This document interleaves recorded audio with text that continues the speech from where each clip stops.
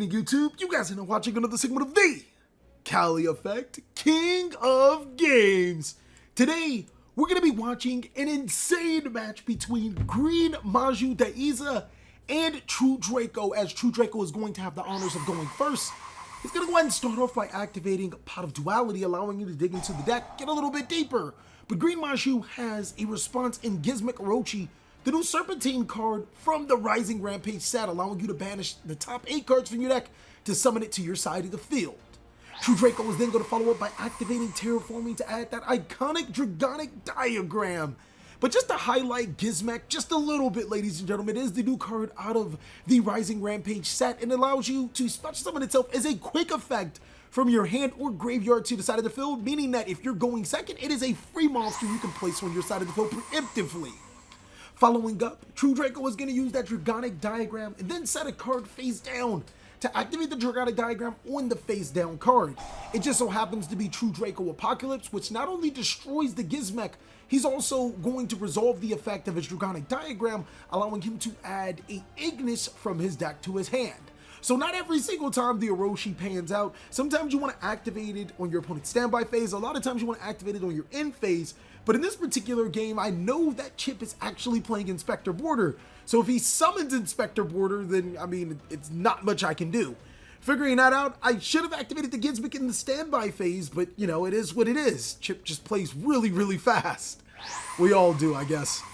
Chip following up with the Disciple of the True Draco Phoenix and now immediately using it for a tribute summon into his Ignis, the True Draco Warrior. He's now going to follow up by activating a True Draco Heritage, which will allow him to draw 2 cards since a True Draco spell and a True Draco trap was sent to the graveyard. A lot of people want to know how this True Draco deck operates. Well, it operates on 2 bases. First of all, your spell and traps do a lot of destruction work. Being able to destroy your opponent's spells and traps as well as their monsters on their side of the field is amazing. But your True Draco monsters are a very different counterpart because they allow you to gain resources off your opponent activating cards. So for example, I'm going to start off my turn by activating Pot of Extravagance. Normally this is just 2 free cards for me, but no, since Chip does have the Ignis to True Draco Warrior, because I activated the card effect, he can use True Draco Warrior to add himself a True Draco spell card from his deck to his hand. So literally, the True Draco monsters like to play off your opponent playing Yu-Gi-Oh, giving you advantage. And then those True Draco spell and trap cards like to destroy your opponent's advantage because they were playing Yu-Gi-Oh! It's a very powerful deck, and still in this 2019 meta, the deck is what I believe 2 to 3 years old, 2 years old. It's still a very powerful strategy. True Draco has been hit over and over and over again. And I don't want to say that it's busted, but it definitely has a fine balance of competitiveness. So banishing 6 cards from my extra deck, they really don't matter. The goal of the Gren Maju Eiza deck is to banish as many cards as possible. I banished 8 with Orochi, 6 with the Pot of Extravagance, and now I'm going to go ahead and banish even more with the effect of my Gizmek Oroshi. I'm going to banish 8 more cards off the top of my deck to special summon Gizmek back to my side of the field. That's going to give me a total of 22 banished cards. That is insane, ladies and gentlemen. An Eater of Millions, provided that you banish 5 more cards, would be 2,700 attack. And on top of that, I was actually allowed to draw 2 cards and special summon a 2,450 attack monster. But the Gren Maju Eiza comes to my side of the field and he has 8,800 attack. Whoa, I won't be able to attack for game right now. But Chip now must respect the Gren Maju because I can attack into the Ignis and deal a ton of damage. The Ignis is 2,700, unfortunately, because, you know, the Dragonic diagram. Chip actually has something else on their mind. Before I enter my battle phase, he's going to use True Draco Apocalypse, tributing his True Draco Apocalypse to summon Ignis to True Draco Warrior, which will destroy my Gren Maju Eiza. Very unfortunate. That True Draco Apocalypse definitely saved Chip for a lot of damage. I'm going to set 3 cards face down and then pass my turn right back to him. These 2 decks are actually really fun to watch. They're a little bit slower paced. They really don't special summon at all. And you can see just how elegant Yu-Gi-Oh! Is. These anti-meta like decks are a lot more simple for the players that don't necessarily like link summons but still want to be competitive. I strongly suggest picking up a True Draco or Gren Maju type deck. Chip's now going to go ahead and activate Disciples of the True Draco Phoenix. He's going to shuffle in 3 of his True Draco cards to be able to draw a card. Did I forget that all of your spell cards get you more resources? This deck is low-key insane, ladies and gentlemen. 2 Ignises on the side of the field, 2,700 attack each. Normally, the Gizmek would be a great matchup against those Ignises because they would be 24. But that 50 is not going to edge in this particular situation. So, just wanted to give you guys the heads up. I know you guys are loving the mat.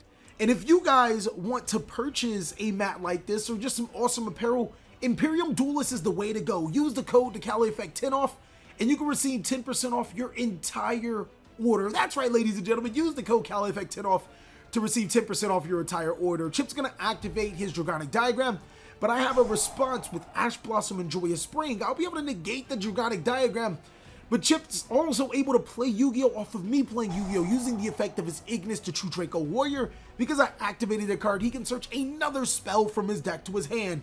The game is getting out of control because every time I want to activate some card to either give me advantage or stymie my opponent, Chip is always going to come back. True Dracos are always going to come back with those monster effects to be able to gain them more resources. So while in this particular sequence, I'm feeling that Chip was looking for possibly getting a True Draco Apocalypse, if he has Dynamite, or if he does have a monster in general, possibly getting a, the True Draco Apocalypse or True King's Return to be able to disrupt my board again in case another Gren Maju to Eiza comes to the side of the field. So Ash Blossom was a necessary evil to be able to stop that. Chip now using the True Draco Heritage for the Tribute Summon for Majesty Maiden, the True Draco Caster. And basically what the True Draco Caster does is allows you to search a monster every time your opponent activates a card effect. He's then going to go ahead and follow up with his True Draco Heritage to draw a card, and also the effect of True Draco Heritage to destroy a card. I know he did that a little bit backwards, but he declared it. Obviously, you guys can't hear his declarations, but yeah, he's going to be able to destroy a spell and trap card on my side of the field, and also be able to draw cards because of his Heritage. Declaring attack with all 3 of his monsters. It's going to bring me down to 2,450 life points. Whoa, I'm in the danger zone, ladies and gentlemen. If I can't do something right here and right now, Chip just might be the victor of our game 1. So he's going to go ahead and pass it right back to me. 22 cards banished, so we already know Gren Maju comes to a respectable 8,800 attack. But I'm actually going to make him even stronger by activating Pot of Desires. That will give him 4,000 more attack, banishing 10 cards from my deck to be able to draw 2 additional cards. Chip is obviously, and rightfully so, going to chain the Ignis, the True Draco Warrior. Now this actually let me know something about Chip's situation. I felt that if his face down card was a True King's Return, or True Draco Apocalypse, or True King's Return, he probably would have activated Draco Caster to add a monster from his deck to his hand. Either that, or he already has a monster in his hand, and his face down back row card is the True Draco Apocalypse. But I'm pretty confident that he doesn't have a monster in his hand, mainly because he has 3 on his side of the field, and there's only 6 True Draco cards. So just deductive reasoning, the odds are he doesn't have an additional monster, and he's just playing to add spell cards to his hand, preparing for the next turn. So if there ever was a time to go for the kill, it would be now. We just have to figure out exactly what his face down card is, and then try to push for Deadly. So I'm going to banish an additional 5 cards from my deck, making my Gren Maju even stronger. But this time around, I'm going to summon a very strong Eater of Millions. This guy is just insane. I have 37 cards banished. That is, whoa, that's a lot of cards to have banished. And while Eater of Millions does gain attack for both players' banishes, unlike Gren Maju to Eiza, he doesn't have any banish, so I guess that doesn't really work in this particular situation. So I was expecting Chip to actually stop the Eater of Millions because it's really good, but seeing that he may not have anything, I'm just going to go ahead and summon my second copy of Gren Maju to Eiza. It is a 148,000 attack. Chip responds with the Solemn Judgment, bringing himself down to 4,000 life points, but I have the second Solemn Judgment, bringing me down to 1,225 life points. That is crazy. The Gren Maju to Eiza at 14,000 attack, not 148,000. That would be insane, but 1,400 attack. It can literally one-shot any of Chip's monsters. It does not matter if the monster can't be destroyed. That Gren Maju Eiza is going to attack for game right here and right now. And seeing that Chip no longer has a face-down card to respond with, he used that Solemn Judgment to be countered by a Solemn Judgment. It looks like we are going to go into game 2. So looking at game 2, I'm really excited. Gren Maju Eiza showing you guys how powerful the deck can be. And if left unchecked, the monsters that it can summon would be huge. Chip starting off with a card face down, and then he's going to go ahead and tribute it on off to be able to normal summon the Ignis True Draco Warrior to his side of the field. And then he's going to follow up by setting multiple cards face down. He's going to set 1, 2, 3, possibly a 4th card face down. No, it looks like 3. He's going to go ahead and pass his turn. Actually, he wouldn't be able to set a 4th card face down. He tributed it off for this True Draco. I'm going to start off by activating a Pot of Desires, which will allow me to banish 10 cards, draw 2 additional cards, but keep in mind, with every card I banish, that is right, ladies and gentlemen, that Gren Maju will get even stronger. Chip finding that this is the perfect time to use his Ignis True Draco Warrior. He's going to add a True Draco Heritage from his deck to his hand, never knowing when I'll activate another card, especially seeing that I can just summon Gren Maju and attack over his monster. Like, that's no bueno for Chip right now to not be able to activate his Ignis effect and not getting any returns or any revenues to having a monster on his side of the field like that. Following up, I'm going to go ahead and go into my extra deck and banish even more cards to be able to spell summon Eater of Millions to my side of the field. This guy is actually really good for getting over problematic threats, but again, it helps me banish cards. That's what the deck wants to do. Every time I activate an advantageous card, I want to banish cards. As you guys can see, the Gizmek Oroshi is now going to hit the side of the field by banishing 8 more cards off the top of my deck. So 10 plus 8, 23 cards. We have Jumpman to our side of the field. Jumpman, that boy's up to something. And this game can be over again because Gren Maju Eiza summons himself in attack position at an enormous amount of attack. That is 9,200 if I am correct, if my maths are good. And this could be game right here. Yet again, the deck has so many opportunities to just summon monsters and say, hey, this is pretty much game. Attacking with my Gizmek and then attacking directly for game, ladies and gentlemen. Chip has a face down card to stymie me. It is a skill drain, so at the cost of 1,000 life points, Chip putting himself to 7,000. He can negate all monsters on the field, meaning both my Eater of Millions and Gizmek currently sit at 0 attack. Chip could take advantage of this. All he needs to do is draw a monster, and provided that he does, he'll be able to get a little bit of poke damage in. He's going to go ahead and activate True Draco Heritage, and then he's going to tribute the True Draco Heritage for Dynamite. And now you'll be able to take advantage, seeing that my monsters are 0 attack, attacking into the Gren Maju, because if I were to get rid of Skill Drain, that would be probably the biggest threat right now. And then he's going to go ahead and pass his turn. Chip playing the slow game right now. He doesn't have the resources, no Dragonic Diagram, not even Card of Demise this time around, but he can outmaneuver me right now because I can't even activate monster effects. I'm going to switch Gizmek and Eater of Million to defensive position. And yeah, that's pretty much it for my turn. I can't beat this skill drain right now. No other additional monsters. I was relying on that Gren Maju Eiza to secure me to dub. And now it looks like Chip is going to go ahead and attack into my Eater of Millions without fear because Skill Drain is on the field. Passing it right back to me, I'm trying to dig into more options. I'm going to use that Pot of Extravagance to banish 6 more cards from my deck. I currently have 29 cards that are banished, making that Gren Maju Eiza even stronger. 4 times 6 is 24, plus 92 is 10-6. That would be a 10-6 attack Gren Maju. I could be wrong. My maths could be completely off. I'm now even going to activate the Pot of Duality, looking for some way to get past this skill drain, finding a Gren Maju, which would be amazing, a Solemn Judgment, which would be awesome if the skill drain was being activated, and then settling with the Ash Blossom and Joyous Spring.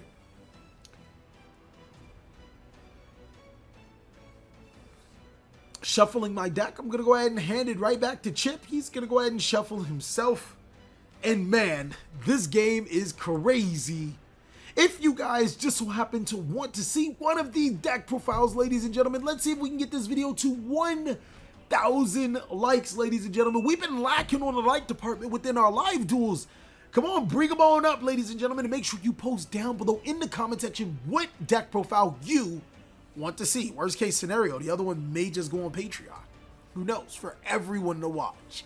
Passing it right back to Chip, he's going to activate Pot of Duality. Revealing 3 cards from the top of his deck, he's going to reveal Card of Demise, a True Draco Heritage, and a Disciples of the True Draco Phoenix. Adding the True Draco Phoenix to his hand, I'm pretty confident he has at least 2, at the very least 2 cards in his graveyard that can be shuffled, which would be Heritage and Apocalypse. Can't remember that 3rd card if he does have it.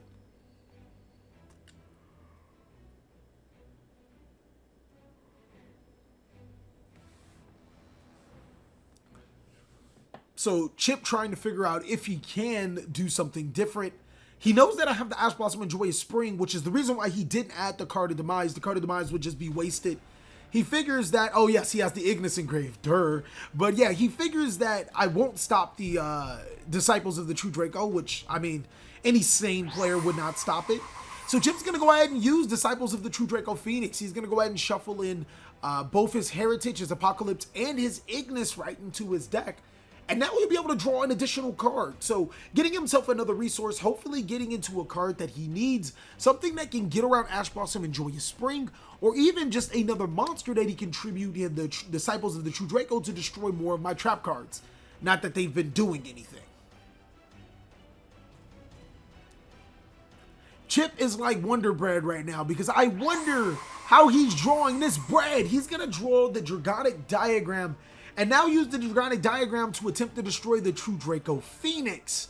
And man, I'm telling him, nah, don't use that card. We're having a little banter. I'm going to use the Ash Blossom and Joyous Spring on the Dragonic Diagram. It's not going to get rid of the diagram. It's going to delay me. It's going to delay him for a turn. Hopefully I can get into what I need. Unfortunately, that skill drain is really being a pain right now. I could summon the Oroshi, but like, it's going to banish 8 cards from my deck. I kind of don't want to banish a card that I'm looking for, so don't really want to summon the Oroshi right now. It's one of those times you just don't want to do it. Dragonic Diagram activated again. He's going to destroy the Disciples to destroy my face down card, which just so happens to be a useless infinite impermanence. He'll also be able to search a True Draco card or True King card from his deck to his hand, searching the Ignis, meaning that he probably has a card that he could tribute off for the Ignis right now. If he does, depending on what the card is, it could be completely devastating for me. Chip taking his sweet old time. He's going to set a card face down. And then he's going to tribute off the True Draco Apocalypse for the Ignis. That's going to be pretty much game. I don't have any response. I just can't win this game. And getting over that skill drain is problematic for this deck. You have to watch out for those effect negators, ladies and gentlemen, when you're playing the Gren Maju deck. So this time around, I'm going to get the opportunity to go first. And yes, I'm going to take a full advantage. Activating that Pot of Desires, banishing 10 cards from my deck. Be able to get some more resources, which hopefully, fingers crossed, ladies and gentlemen, we'll get exactly in what we need.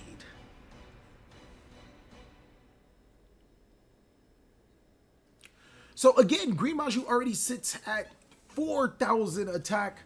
Eater of Millions sits at 1,000 attack, which isn't terrible, I guess. But I just so happen to have the Orochi, the Serpentron Sky Striker. No, that's not Sky Striker. Can't really see it right here. But I'm going to banish 8 more cards off the top of my deck, bringing it at 18. That Gren Maju is going to be 7,200 attack. I'm going to set multiple cards face down. 1, 2, 3. Whoa, 4 cards face down in normal summon Thunder King Ryo. So Thunder King Ryo isn't amazing against True Draco, but sometimes it's amazing against True Draco. The reason why it wouldn't be amazing is because he plays, all of his monsters are literally stronger than Thunder King. But if he can't get over the Thunder King, then he's in trouble because he won't be able to search any cards. The only way he'll be able to add cards is by drawing them. Chip drawing the Inspector Border, the card that I fear the most because it won't be able to allow me to activate effects like Orochi, which is important in some contexts. And also, Inspector Border is stronger than Thunder King Ryo. So yeah, there's that. So Chip trying to figure out what he's going to do. I'm not sure what's the debate right here. He doesn't, I mean, unless he has a True Draco card, he doesn't have any plays attacking with the Inspector Porter. I'm going to go ahead and use Crackdown, which will allow me to take control of his Inspector Porter. So my worst enemy is still my worst enemy. It's just on my side of the field this time around. So I got to worry about it attacking over my Thunder King Ryo. So Chip is literally forced into a terrible spot. He's already went into his battle phase. His battle phase is pretty much concluded as he's setting cards face down, and he can't search. If I remember correctly, Chip actually has a Draconic Diagram in his hand, and he's like, I can't use it. Thunder King Ryo is on the field, which can be very problematic. So he's going to pass it right back to me. I'm going to switch all of my monsters into attack. And now it looks like I'm going to be inflicting a heavy amount of damage, attacking with the Oroshi and the Thunder King Ryo. I can't attack with the Inspector Porter because of Crackdown, but it's still a good card to have on my side of the field currently. And the first time where my extra deck actually matters, I don't want that Inspector Porter on the field. The best way to get rid of cards that you don't want on the field is to link them off in today's Yu-Gi-Oh! So right now we're calculating life points, and that's the reason why life points haven't changed. But yeah, Chip's down to 3,650 life points, taking a substantial amount. And now I'm going to use the Orochi and the Inspector Porter for a link summon into Psyframe Lorlando. Who would have known, man, if I actually link summoned. Using the Oroshi's effect, I can banish 8 more cards from the top of my deck. I don't even know where we're at. So that's 10. I think it's just, will we just be at 18? No, we'd be at 16 plus 10. We'd be at 26 cards banished. That is crazy. That is so crazy. And an Orochi on the field.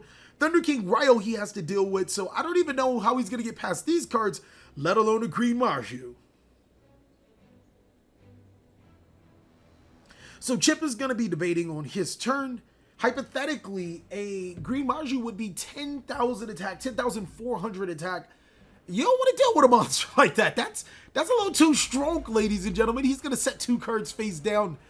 And it looks like he's maybe tributing one off, another True Draco Apocalypse for the summon of Dynamite, which will trigger the effect of Apocalypse to destroy my Thunder King Ryo. Not really much I can do about that. So now Chip can freely activate and get his searches.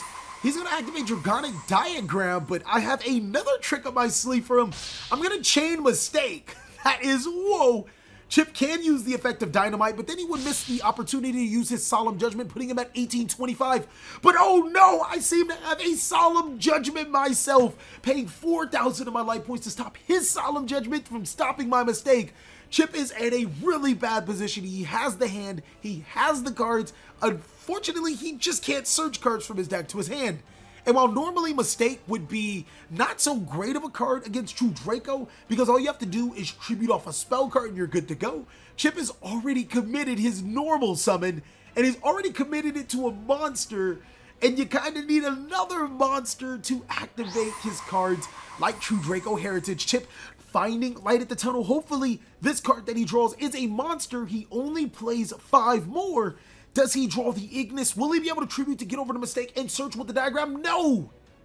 It looks like he won't be able to have those cards. Debating on what he wants to do, he's just going to go ahead and attack with the Dynamite over the Orochi and then set 2 cards face down and pass his turn. Very unfortunate that he wasn't able to get the Ignis, but it looks like I'm going to be taking advantage of the situation at hand. Drawing my card, ladies and gentlemen. Chip only has 1825 life points. How many times have you guys seen that? I'm going to summon a beefy Gren Maju Eiza to my side of the field. Chip does have a response in a Monarch's Erupt, but you guys won't believe what that face down card is. It is another Solemn Judgment. Chip's going to go ahead and scoop it up. What I've learned about this game is that whoever plays Solemn Judgment second has a better chance. Thank you guys so much for watching another segment of the TheCaliEffect.